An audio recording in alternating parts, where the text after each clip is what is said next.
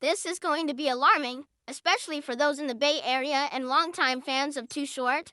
A woman has come forward with disturbing claims, saying she was violated and felt she needed to be rescued. According to her, she was underage at the time, and the incident happened at a party allegedly thrown by the rapper himself. The details are chilling, and these are her words. "We're survivors on here, and we don't stay silent these days.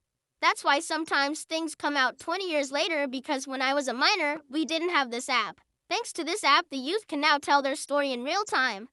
Thanks to all the young women who are braver than I was. Sorry to all the brave women for being silent 2 decades. I'm not silent now because of the strength love seen in girls half my age. I love you all." She would then continue to rant, trying her hardest to throw Too Short under the bus. "I'm not trying to be insensitive, but if you ask me, something about this whole story doesn't sound too legit." Here's what she had to say. "I was 15 in this picture. That's a famous rapper at a hotel.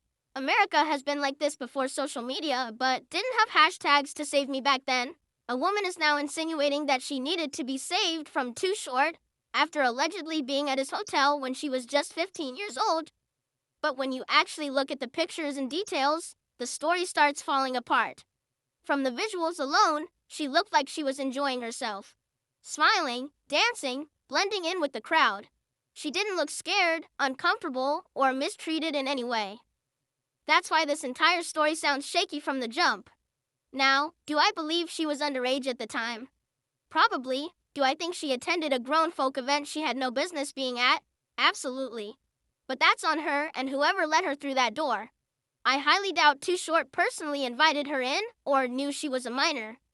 In those days, parties were wild, full of people coming and going, and a teenager slipping through the cracks wasn't hard. Somebody working the door probably just didn't check her ID, and she got in. And this is the part people never want to talk about: accountability. If you were a kid sneaking into adult environments, that's dangerous territory. You can't crash the grown-ups party and then decades later flip the narrative like you were lured or trapped. There's a big difference between being victimized and being somewhere you weren't supposed to be. Let's also keep it 100. This happened over 20 years ago. You can't suddenly claim trauma or seek validation when the reality is, from all the evidence shown, nothing illegal or violent happened that night.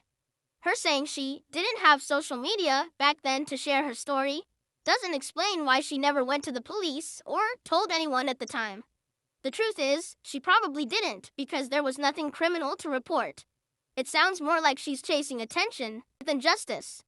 In an era where clout chasing is at an all-time high, people will twist old memories just to trend for a day.